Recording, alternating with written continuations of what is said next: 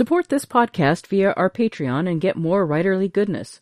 Visit patreon.com/nanocast to join up. Welcome to NaNoWriMo Every Month.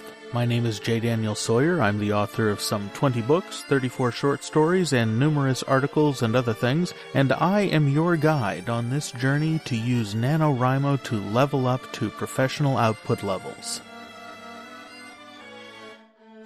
Welcome to The Questions, Episode 56. Today, Caine asks, "Can you elaborate on what you meant by granular in fiction?" And JR asks, "How do you control the plot arc so that it works in short stories?" Caine is referencing the Questions Episode 28, where I talk about how you settle a story at different lengths, from a short story to a novella or a novelette or a novel. And I talked a lot about granularity. Basically what I said is that the granularity of your information times the scope of your story more or less settles you out at your length.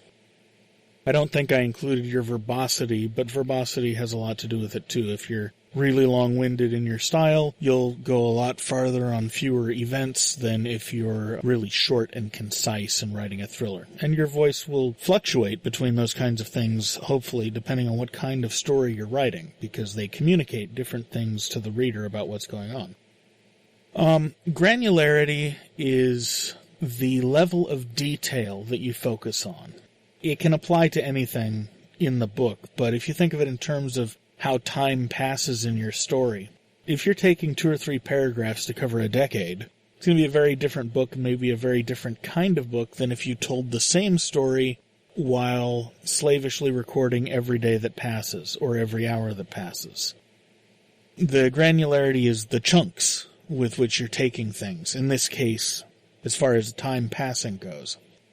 When you take things in big chunks, it's called telescoping.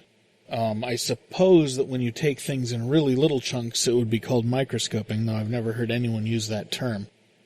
Granularity just has to do with your focus. How small are the events that you're focused on? And it will vary over the course of a story. I used my first Suave Rob book as an example. It's a fairly short book, but it covers about 60 years of time, and it does that by hyper-focusing in on the key events that take place in Rob's life in his quest to surf the supernova over the course of about 50 years, and telescoping big, sweeping events, entire marriages that take place in between the big events that have an effect on his character development, but that aren't really essential to see on screen because they would slow down the central concern of the story. So there's a lot of telescoping in Suave Rob 1. Suave Rob 2, on the other hand, same series, same main character, next book, picks up a couple of months after the first book ends. Suave Rob 2 has a much smaller focus. It takes place over the course of about 3 or 4 weeks. And it does this because in that book, Rob is not on a quest to surf a supernova. He's in trouble for brawling in public and is serving community service, and a couple of the charges in the PE class he's teaching get kidnapped. So he has to go rescue them. Because, of course, there's a ticking clock, and the people that kidnapped them are going to kill them, and Rob has to find them before they die. So that kind of story, the granularity is going to be a lot smaller. You're going to take and pay more attention to the small details of things that are happening every day. And, Suave Rob 2 takes place over the 3 or 4 weeks. Suave Rob 1 takes place over 50 years, but Suave Rob 2 is about 3 times as long as Suave Rob 1, because the granularity in every sense is much smaller. Suave Rob 1's character moment is really big. Suave Rob surfs a supernova, and in the course of doing that, learns how to be humble, accomplishes the biggest thing in the universe, and learns that maybe he's not quite such hot shit after all. That's a big coming-of-age style of character maturation. Suave Rob's movement as a character in Book 2 is much smaller. It's a movement of maturing once you've achieved adulthood. The fact that he's 60 years old doesn't really matter because it's science fiction and everybody's sort of physically 20 years old because they get rejuvenated and that sort of thing. And Suave Rob's an exercise in arrested development, which is part of why he's fun. But his movement in Book 2 is his movement from a lone wolf who has learned a bit of humility, a little bit, to someone who has the ability to reach out and really give a damn about the people around him. That's a maturing rather than a coming of age, and maturing is more subtle. And so to make it feel as important as this big character move in the first book, I focused down onto this comparatively smaller drama and milk it for all it's worth. And it turns out to be, from what I'm told by my betas and the few people who've read it, a very satisfying type of transition. The one sort of naturally follows the other. But you want to find the granularity that is a good fit for your story, that conveys your story to the audience in the way that the audience feels most at home with. And that's going to be different for every story, and it may change radically over the course of a single book. So it's something to be aware of. I'm not sure it's something to fret over unless you're fighting against hard space constraints. If you're really trying to make a short book, and you've got a big idea or a short story, what you want to do is you want to follow Elmore Leonard's rule, which is a good rule anyway. But it's extra important if you're trying desperately to control for length. Elmore Leonard said, you just leave out the boring parts.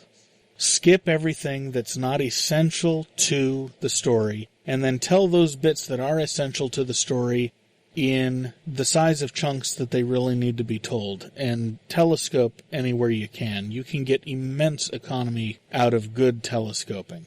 Robert Heinlein, particularly in his juveniles, was a master of efficient telescoping, and he effortlessly shifted granularity from, for the next 5 months we did blah, and then there was this afternoon in my dorm room when, and then you have 2 chapters on that afternoon in the dorm room.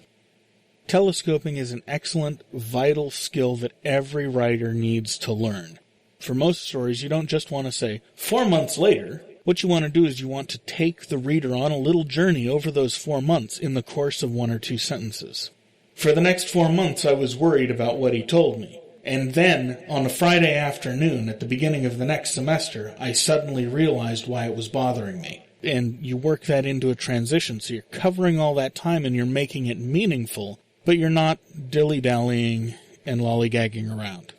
So I hope that explains what I meant by granularity, Caine. Now, JR, if you take what I just said about granularity and you marry it to what I said a couple episodes back about the length of short stories and the Lester Dent plot formula and other stuff like that, put those all together and you'll start to get an idea of how you control the length of your short stories and keep them from escaping. Now, it won't always work. Some of it has to happen at a conceptual level. Some ideas really are just too big for a short story. But for the most part, with some practice, you can squeeze a hell of a lot of scope and stakes and breadth into a short story if you're efficient with your words and you know when to telescope and you know when to stop and really concentrate on something. You can pack a whole hell of a lot in and you can get a wonderful short story out of some really big ideas. And like I said, reading short stories is essential to figuring out and internalizing how a good short story is paced and packaged. I suppose one other tip I can offer is that most short stories, in fact, every successful short story I have read in my life, is a one-trick pony. It's got one idea it's worried about. Rear Window by Cornell Woolrich. I don't remember what the original story was called, but it's what the film is based on. Is about a photographer who can't stand being wheelchair-bound after an accident, so he starts watching his neighbors and realizes that one of them has committed a murder.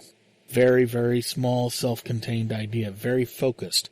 The focus of the idea is everything for executing a great short story. And if you're trying to help yourself learn to focus, one trick you can do is you can try to lay out the whole story in the first sentence. My short story, Sunday Morning Giraffe, is about a demon-possessed rat who is manipulating a child in order to kill the child's parents. And the first line of the story is, it was 4 o'clock in the morning on a Sunday in January, and Aldo wanted a giraffe. Aldo's the kid. Why would a kid at 4 o'clock in the morning suddenly decide he had to have a giraffe? Well, it's because the demon-possessed rat is manipulating him. Everything is there in that first sentence in terms of the focus of the story. Aldo has an unreasonable demand. The entire story is about Aldo's unreasonable demand and why it's there and what it ultimately leads to. That kind of focus is the kind of focus you want if you want to keep your short stories from escaping.